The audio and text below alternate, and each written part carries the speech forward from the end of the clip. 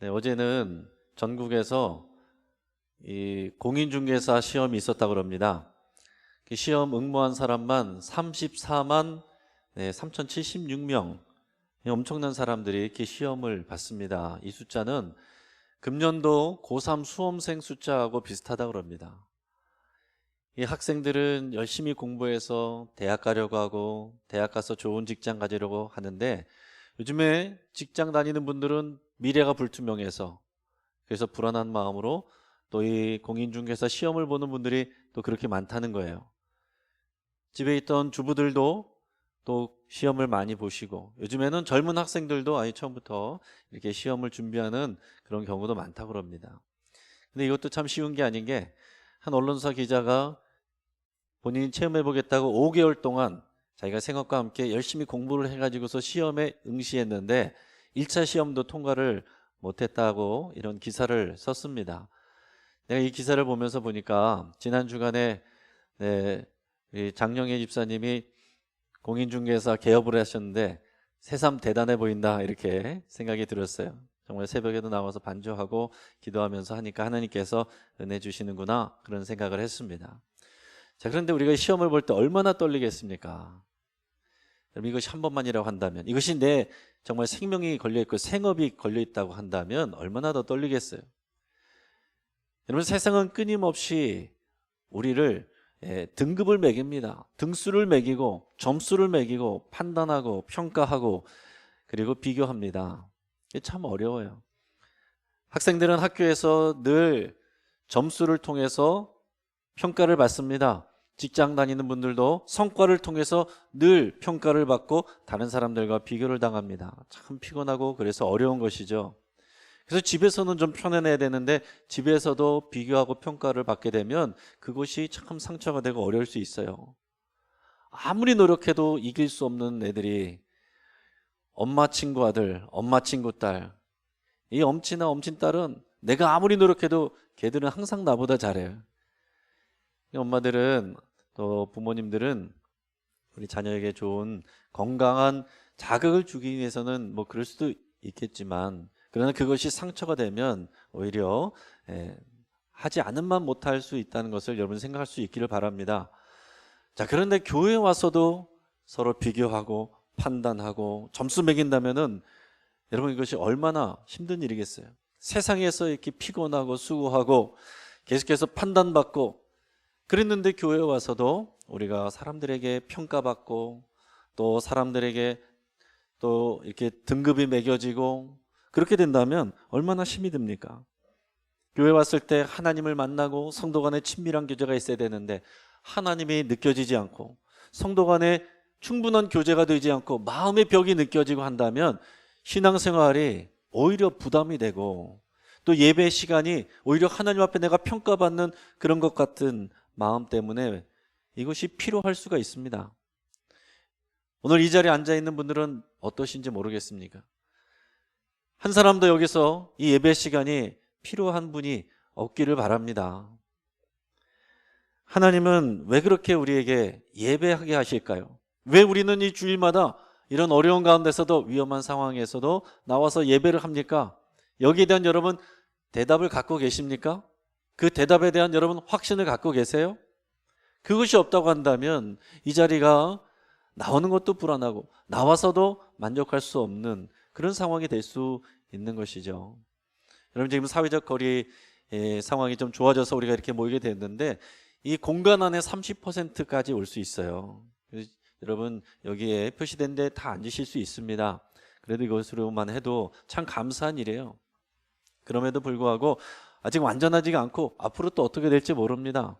한동안 뉴스에서 교회 얘기가 없어서 좋았는데 최근에 또 이 대구에는 한 교회에서 확진자들이 집단으로 나온다고 해서 지금 참 좋지가 않습니다. 그 내용을 보니까 대구에는 예수중심교회라고 돼 있더라고요. 근데 이 교회는 예수중심교회가 제가 알기로는 그 이초석 그 수장을 중심으로 한 이단 교회입니다.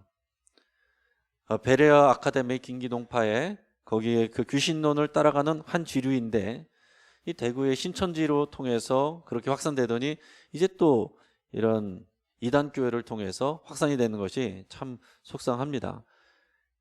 그러면 뭐합니까 여러분? 여러분들도 몰랐고 세상도 모르고 신경도 안 씁니다. 거기가 이단이든지 뭐든지 그냥 뉴스 제목은 또 교회에서 집단 감염 이렇게 나올 뿐이에요. 참 그것이 마음 아프고 슬픕니다. 지금도 예배 나오고 싶어서 이런 일들 때문에 나오지 못하는 분들 계십니다. 그래서 지금 문 밖에 신방하고 있고요. 지금 이렇게 나오셔서 너무 좋은데 앞으로 어떻게 될지 몰라서 불안한 분들도 계십니다. 또 그런데 반면에 어떤 분들은 지금 이런 코로나 상황이 빌미가 돼서 핑계가 돼서 나태한 신앙으로 가는 분들도 많이 있어요. 정말 이 시간들을 우리가 정말 믿음으로 잘 지내지 아니하면 큰 위기가 올 수 있고 이 시간들을 믿음 안에서 우리가 정말 잘 보내면 기회가 될 수 있습니다. 또 어떤 사람들은 교회 안에서도 굳이 왜 그렇게 교회에 모여서 예배하려고 그러느냐 이런 시국에 그런 사람들도 있어요.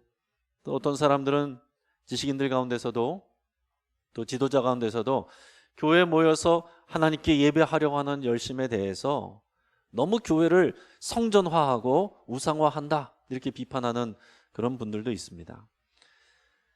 그리고 더 나아가서는 어떤 사람들은 교회에 나와서 이렇게 교회가 주일 예배에 모여서 예배하는 것을 현장 예배를 포기하지 못하는 것이 헌금 때문이다. 재정 충당 때문이다. 이렇게 얘기하는 경우도 있습니다. 여러분 과연 그렇습니까? 오늘 우리가 이 자리에 모여서 예배하는 것이 과연 그러한 우상 숭배이고 또 재정 때문에 돈 때문에 모이는 것입니까? 오늘 우리는 다 같이 왜 예배하고 우리가 모이는 일에 힘써야 되는지에 대한 분명한 대답과 여러분들의 확신이 있어야 돼요. 물론 우리가 질병 감염 때문에 국민의 안전을 위해서 우리가 온라인으로 예배를 했습니다. 그래도 할 수 있는 것은 이유는 하나님은 시간과 공간을 창조하시고 어디에나 계시고 또 지금은 우리가 온라인으로도 떨어져서도 예배할 수 있기 때문에 임시적으로 그렇게 한 것입니다. 그것이 좋으니까 계속하자 그게 아니다라는 거죠. 임시적으로 우리가 어쩔 수 없이 그렇게 하는 것입니다. 하지만 그러면서도 동시에 계속해서 우리 안에는 이 교회를 사랑하는 마음, 교회 공동체와 함께 모여서 이 공동체의 예배의 감격을 누리는 여기에 대한 그런 믿음의 확신과 그런 소망을 버려서는 안 됩니다. 이것을 잃어버려는 안 됩니다. 하나님은 우리를 개인적으로 구원하시지만은 교회로 부르셨다는 것을 여러분 잊지 마셔야 돼요. 교회라는 말이 헬라어로 에클레시아예요. 에클레시아는 원래는 일반 모임을 얘기하는 것이었습니다. 민회. 그런데 이것이 나중에 가서는 교회 공동체를 말하는 것입니다. 이게 성경의 원리고 복음의 원리예요. 이 복음을 가장 잘 설명해 놓은 성경이 로마서인데 로마서에서 1장에서 11장까지는 구원에 대해서 이거는 예수님을 믿음으로 의롭다 칭함받는 구원, 이건 개인의 문제입니다. 누가 대신해 줄 수 있는 문제가 아니고 개인의 믿음에 대해서 얘기를 하고 있어요. 그리고 나서 그 뒤에 12장부터 16장까지 마지막까지는 그럼 우리가 어떻게 살아야 되느냐에 대해서 나오는데 그것은 우리가 교회로 부름받았으니 교회로서 우리가 어떻게 살아야 되느냐, 우리가 어떻게 교회로 건강하게 세워져 가느냐, 교회로서 기능하느냐, 가정이 교회되게 하고 직장이 교회되게 하고 세상이 교회되게 하는 일에 우리가 어떻게 쓰임받아야 되고 헌신해야 되느냐 하는 내용들이 나오는 것입니다. 이것이 뒤집어지면 거꾸로 되면 그 신앙이 잘못되는 것입니다. 믿음은 개인적으로 먼저 갖는 것인데 이것을 거꾸로 이것을 공동체적으로 생각하는 분들은 그런 거예요. 아, 우리 집에 목사님들 많아요. 우리 집에 누구는 장로님, 누구는 권사님, 집안에 그런 분들이 많습니다. 우리 대대로 신앙이 3대, 4대입니다. 다 소용없습니다. 그것이 좋은 영향이 되지만 유익이 되지만 결국은 내가 나의 믿음으로 하나님 앞에 나가야 이게 구원이 이루어지고 하나님의 자녀가 되는 거예요. 누가 대신 해줬다고 해서 되는 게 아닙니다. 그것이 도움이 되지만 결국엔 자기 믿음으로 나가는 개인의 믿음으로 구원받는 겁니다. 그리고 나서는 우리가 교회로 부름받았다는 공동체가 중요한 거예요. 근데 이것을 거꾸로 하면은 나 구원받았으니까 끝났다. 개인주의적인 신앙생활 하는 것입니다. 그래서 대형교회가 더 계속 사람들이 모이는 거예요. 터치받지 않으니까, 내 마음대로 할 수 있으니까, 누가 뭐라고 하지 않으니까, 내가 하고 싶은 대로 하고 내가 옳은 대로 행하고 내가 필요한 거 채우고 그러나 이것은 성경을 거꾸로 가는 것입니다. 여러분, 개인적으로 구원받은 우리는 공동체로 부름받았고 교회로 부름받았어요. 그걸 예배하는 것도 그 가운데서 하나님이 부르신 부르심이기 때문에 우리가 하는 것입니다. 우리가 그냥 많이 모이면 좋으니까 하는 게 아니다라는 거예요. 이 교회가 성전이란 말은 뭐 그것을 붙들면 우상화될 수 있어요. 이건 그냥 교회 건물이에요. 예배당입니다. 모여있는 저와 여러분들의 이 믿음의 공동체가 교회인 거예요. 그런데 이 교회는 결국은 공동체이고 모임이고 그 가운데서 이 믿음이 실현되는 것입니다. 이런 믿음의 확신이 없으면 우리가 예배를 드려도 신앙생활을 해도 참 어렵습니다. 개인적으로 신앙생활하면 편하죠. 그런데 우리가 공동체로 모이면 피로도가 쌓입니다. 그럴 수밖에 없어요. 나 혼자서 알아서 하고 싶은 대로 하는 것보다 다 같이 모이면 원치 않는 일, 보고 싶지 않은 것도 보게 되고 이런 일들이 생기죠. 근데 여러분, 우리가 신앙생활은 나의 피로도, 이것이 중심이 되고 기준이 돼서는 안 됩니다. 하나님의 뜻이 기준이 돼야 되는 거예요. 내가 편하고 좋고가 문제가 아니라 하나님의 뜻이냐 아니냐, 이거에 따라서 우리가 예배하고 모이고 우리가 살아가는 신앙생활을 하는 게 필요하다라는 것입니다. 그래서 이런 하나님의 뜻을 이해하지 못하면 우리 신앙생활은 숙제가 되고 예배도 노동이 될 수밖에 없어요. 예배 오는데 은혜가 되는 것이 아니라 다른 사람들의 시선이 신경 쓰이고 오히려 상처가 될 수 있고 내가 판단받는 것 같고 예배를 잘 드려야 되는데 잘 드리지 못한 것 같아서 점수 매겨지는 것 같고 그런 마음이 오히려 들 수 있다라는 것입니다. 예배는 제사가 아니라고 그랬습니다. 형식과 예식이 본질이 아니라고 그랬어요. 중요한 것은 하나님과의 만남이 예배입니다. 오늘도 하나님과의 만남이 사건으로서 오늘 경험되는 것이 예배예요. 하나님과의 관계, 인격적인 관계, 이것이 신앙생활입니다. 그렇기 때문에 예배, 예식에 참여하고 갔다고 해서 내가 예배한 것이 아니라 하나님과 인격적인 교제가 일어나야 되는 거예요. 그러려면 잘 들어주고 또한 내가 반응하고 그러려면 내 마음을 열어야 되고 그런 것이죠. 그래서 우리 최근에 설교 제목들이 이랬습니다. 한번 같이 생각하면서 읽어보겠습니다. 시작. 듣는 것이 내가 된다. 생명 걸고 화목하라. 화목을 위한 헌신. 화목을 위한 헌신, 공감. 예배는 소통입니다. 자, 기억나십니까? 이런 내용들이었어요. 자, 근데 문득 묵상하면서 기도하면서 이런 생각이 들었습니다.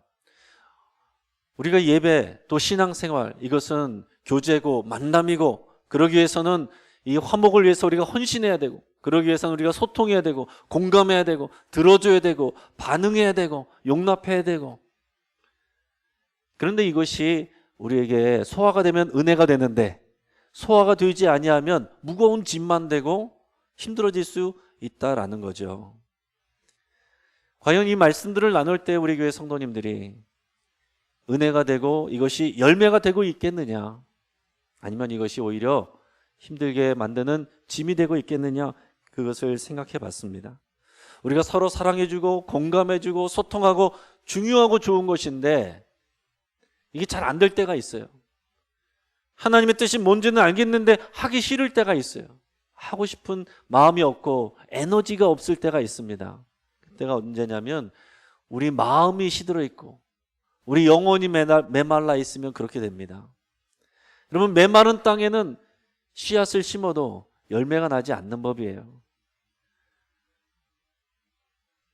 연료가 바닥난 차에게 아무리 엑셀을 밟아도 연기만 나고 어려운 것입니다. 연료를 채워야 되는 것이죠.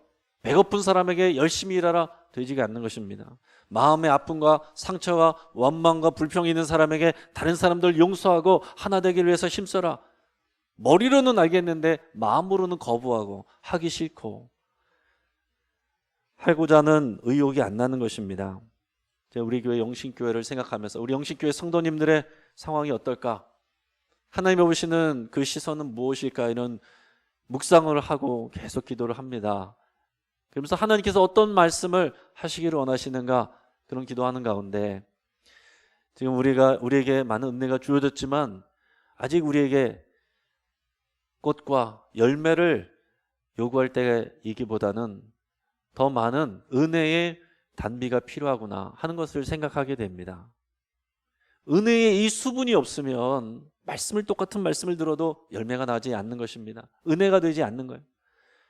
하나님께서 우리를 예배로 부르실 때 우리의 마음이 말라 있으면, 영이 말라 있으면 이 예배가 오히려 부담이 되고 숙제가 되고 우리 마음에 어려움이 될 수 있다라는 것이죠. 그래서 우리는 예배에 나오면서, 예배 시간에 앉아 있으면서 우리를 부르신 하나님의 그 마음, 하나님의 그 첫 마음을, 그 처음 자리를 아버지 앞에서 회복해야 되는 거예요. 하나님과의 사랑, 그 사랑의 회복, 하나님과의 만남, 그 처음 시작의 자리로 항상 우리는 돌아가야 됩니다.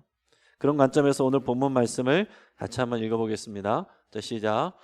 모든 세리와 죄인들이 말씀을 들으러 가까이 나오니 바리새인과 서기관들이 수군거려 이르되 이 사람이 죄인을 영접하고 음식을 같이 먹는다 하더라.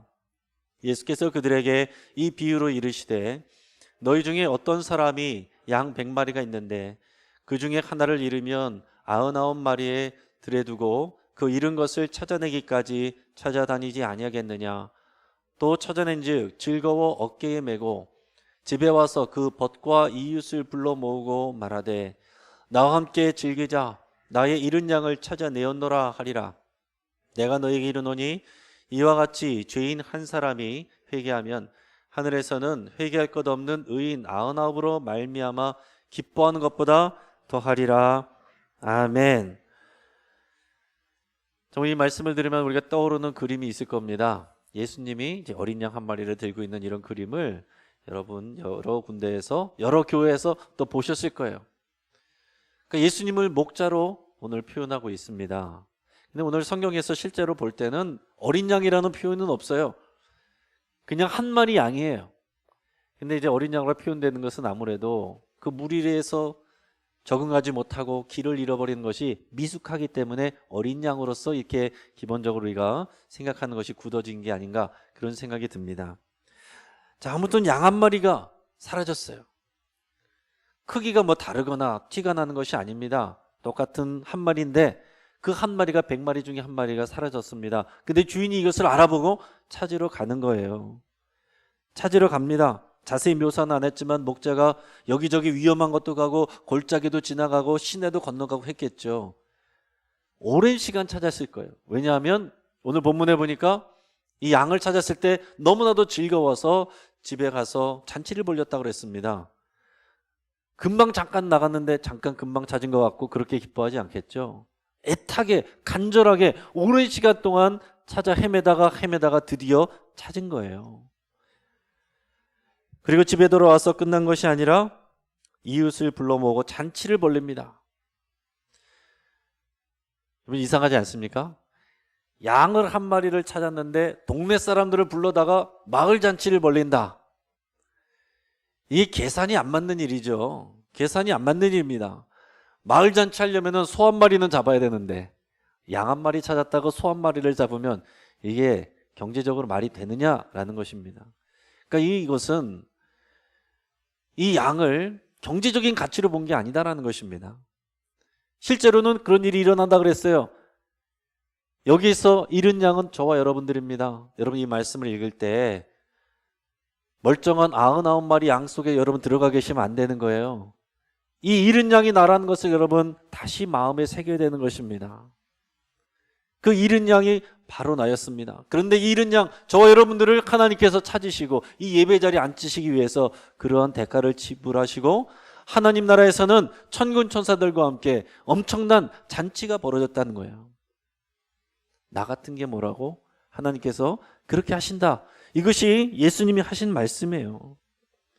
그리고 더 중요한 게 있는데 양이 목자를 찾은 것이 아니라 목자가 양을 찾아내었다라는 것입니다. 양은 위기를 느끼고서 불안에 떨었을지도 몰라요. 그런데 한편으로는 아닐 수도 있습니다. 양은 자기가 지금 위험에 빠진지도 모르고 그냥 혼자서 재밌게 돌아다니고 있을 수도 있어요. 절벽으로 향하는지도 모르고 신나게 여기저기 가보는지도 모릅니다. 지금 오늘 본문에서 마음이 다른 것은 양이 아니라 목자라는 사실입니다. 그래서 오늘 본문에서 우리가 주목해야 될 말씀이 4절 말씀입니다. 같이 한번 읽어보겠습니다. 시작. 너희 중에 어떤 사람이 양 100마리가 있는데 그 중에 하나를 잃으면 99마리를 들에 두고 그 잃은 것을 찾아내기까지 찾아다니지 아니하겠느냐. 아멘. 목자가 우리를 찾는데 찾아내기까지 찾아다닌다. 포기하지 않고 우리를 찾을 때까지 아무리 시간이 오래 걸리고 아무리 어떠한 엄청난 대가를 치른다고 하더라도 우리를 찾을 때까지 포기하지 않고 찾으시는 분이 우리 목자 되신 주님이다. 주님이다라는 것을 오늘 본문에서 말씀해 주고 있는 것입니다. 찾아내기까지 찾아내신다. 여러분, 이것이 우리에게 은혜가 되는 거예요. 여러분, 만약에 이 양을 숫자로만 생각했다면 목자가 알아보지 못했을 수 있습니다. 100마리 중에 한 마리 없으면 100마리 있는 것이나 99마리 있는 것이나 이게 티가 납니까? 그냥 봤을 때 티가 안 나는 것입니다. 그런데도 불구하고 한 마리가 없어졌다는 것을 직감하고 찾아 나갈 수 있는 이유는 뭐냐면 숫자로 보는 것이 아니라 이 목자는 양들 하나하나를 이름을 다 붙이고 그 양들의 특징을 다 알고 매일같이 그 양들을 관찰하는 것입니다. 이 양은 어떤 걸 잘하고 이 양은 어떤 게 약하고 이 양은 어떤 특징이 있고 그런 것들을 하나하나 아는 거예요. 그 이름으로 아는 것입니다. 그러니까 100마리가 있는데 한 마리가 없을 때에 쉬어보고서 한 마리가 없네가 아니라 어떤 양이 없네 이렇게 하고서 찾아가는 거예요. 하나님이 우리를 바라보실 때에 오늘 전체 인원 중에 몇 퍼센트 이렇게 보시는 게 아닙니다. 몇 명 중에 한 명으로 보시는 것이 아니라 하나님은 우리의 이름을 부르시고 우리의 모든 것을 알고서 우리를 찾아오신다라는 얘기죠. 목자의 관심은 이 양을 잃어버린 것에 대해서 누가 책임 있느냐, 또 이 무리를 떠난 이 양이 뭘 잘못했느냐, 이거를 가리는 데 관심이 있는 게 아닙니다. 이 양이 마땅히 있어야 될 보호를 받지 못하고 그 무리에서 적응하지 못하고 그리고 위험한지도 모르고 죽을지도 모르고 돌아다니는 그 위험한 상황 가운데 있는 거, 그것이 마음 아픈 거예요. 그것이 힘든 것입니다. 언제 다칠지 맹수에게 찢겨 죽을지 모르는 그 위험한 상황 가운데 있다는 그것이 마음을 애달프게 하는 거예요. 그 양의 길을 헤매다가 이 목자를 만났을 때 이 양은 생각이 없을 수도 있어요. 그러나 그 목자는 너무나도 기뻐하고 즐거워하였다. 오늘 본문에서 보니까 저 그림에서처럼 이 양을 어깨에다 둘러매고 갑니다. 너무 좋아서, 너무 즐거워서. 지금까지 찾아다니느라고 힘들었는데 그냥 가게 하면 되는데 굳이 내 어깨에다 둘러매고 집으로 가는 것입니다.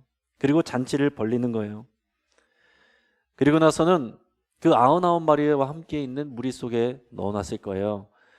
여러분, 아마 이 99마리 중에서 이 양을 따돌리는 그런 무리들이 있었을지도 몰라요. 그럼에도 불구하고 그 양의 울타리 안으로 들어가는 것이 이 양에게는 그것이 사는 것입니다. 여러분, 이것이 구원이고 이것이 생명이에요. 여러분, 교회라는 것은 다 내 마음 같지 않아요. 다 내 마음을 다 알아주는 것도 아닙니다. 나를 속상해 하겠는 사람들도 있습니다. 그럼에도 불구하고 이 양 울타리 안에 같이 있는 것, 이것이 하나님의 마음이고 하나님의 뜻이고 이것이 구원이고 이것이 교회입니다. 이제 동영상 하나를 보겠는데요. 최근에 이방에서 오랫동안 헤어져 있다가 이제 엄마를 만난 그런 한 남자의 이야기가 작년 겨울에 뉴스에서 나왔었습니다. 한번 뉴스를 잠깐 한번 보시고 말씀을 정리하겠습니다. 네, 엄마의 품을 32년 만에 느끼게 된 아들이 있습니다. 6살에 엄마를 찾으러 갔다가 버스를 잘못 탔고 복지기관에 있다가 미국에 입양이 됐습니다. 윤지열 기자가 사연 전해드리겠습니다. 경북 영천이 고향인 의젓한 얼굴의 6살 동석입니다. 일 나간 엄마를 찾겠다며 집을 나섰다 버스를 잘못 타 긴 이별이 시작됐습니다. 대구의 한 아동복지기관에 머물다 미국에 입양됐습니다. 손동석, 한국 이름을 잊지 않으려 되뇌었고 휴대전화엔 어릴 때 사진을 넣어 다녔습니다. 어머니를 만날 날을 꿈꿔왔습니다. 그렇게 32년이 흘렀고 어제 그 꿈이 이루어졌습니다. 엄마 보고 싶었나?